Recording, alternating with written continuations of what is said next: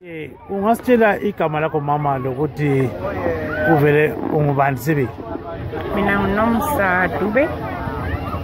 Akusithethu yenza lapha nomsa. Ngihlezi khona lapha eAmerica. Ngabuya nje nami njengabantu bonke ababuya eSizemazweni. Ukubona njani kona? Ngibona ngani ngiyakukholisa kakhulu. Njani? Ngikholisa kakhulu ngoba ngakwanisa ukuthi ngithole umsebenzi. Lapha indawo yokuthi noma ubani lobani uyakwanisa ukuthi uthole umsebenzi noma awukhethi umhlobo awukhethi umuntu ukuthi umuntu ubani uyathola umsebenzi. So wena nxa usebenza siyabona ukuthi abantu basebenza isikhathi eside akudinisi yini kunjani?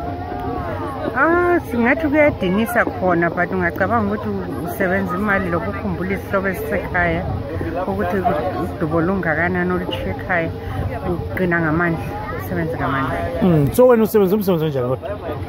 Mina khathesi umsebenzi engiwenzayo ngibhanka weStudio.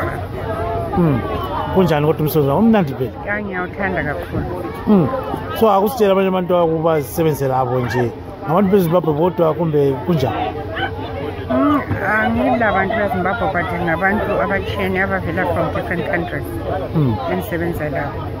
So abantu bakhuluma ukuthi emsebenzini lo phela abantu bayathipha kakhulu babe kuthipha izimali ezinhle nxa usebenza bese usebhar into ezinjalo kunjalo kumbe asazi?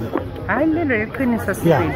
Uma ngisebenza kubhar ngiyakwanisa ukuthi ngithola ama-tips even noma ngiyekho kubhar as long usebenze kahle bakwanisa ukuthi bakubonge bakunike okuyimadlanyana ukuthi exaxa kunjani. Ngizothi abanye bakunika $600 siba kushaye sibili bakunike imali enzima.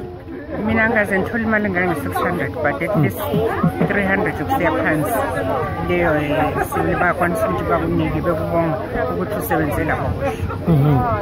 So kodwa ubona ngazani kuyajabulisa yini khonokho kumbe kwesinye isikhathi abanye bakunika ilutho uzothi hayi lo uDube uvele kathiphi lo $1 Hayi akungihluphi kangako ngoba lokho engivele ngikuthola kuyabe kungisothisa. Ngiyabe ngikwazi ukuthi abantu izandla kazilingani. So okwanisile ukuthi anike okwanisile ongakwanisanga akakwanisanga. So akukhulume labantu beZimbabwe. So nxa ungakhuluma labantu beZimbabwe ungabatshelani ngokusebenza eMelika?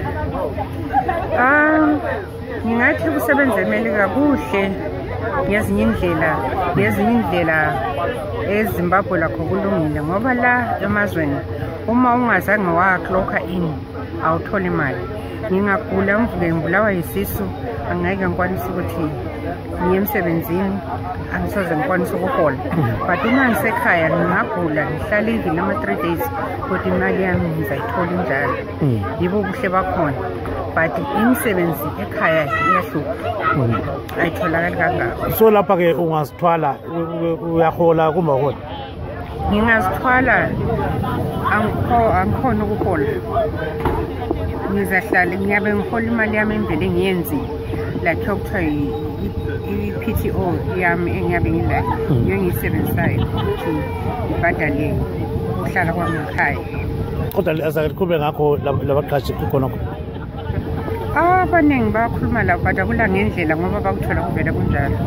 But amanye amazwe kuyachiyana abanye bayakubhadala babhadale kanye lomkakho ukuhlala ngekhaya. So umlazelo ongatshiyela abantu beZimbabwe ungathini-ke khonapho? Nxa lingakwanisa ukuzama libuye emazweni lingabuya lizezama ukuzisebenzela. Igcwele imisebenzi yabogogo yokugcina izalukazi, ikhona yokuklina izindlu, ikhona yokwenza imibhede emahoteleni, yonke le iyabhadala and ibhadala imali eningi okwedlula imali eholwa ngabantu abagraduate le ekhaya abalemisebenzi ezwayo ephakemeyo. Siyabonga kakhulu ntombi njani.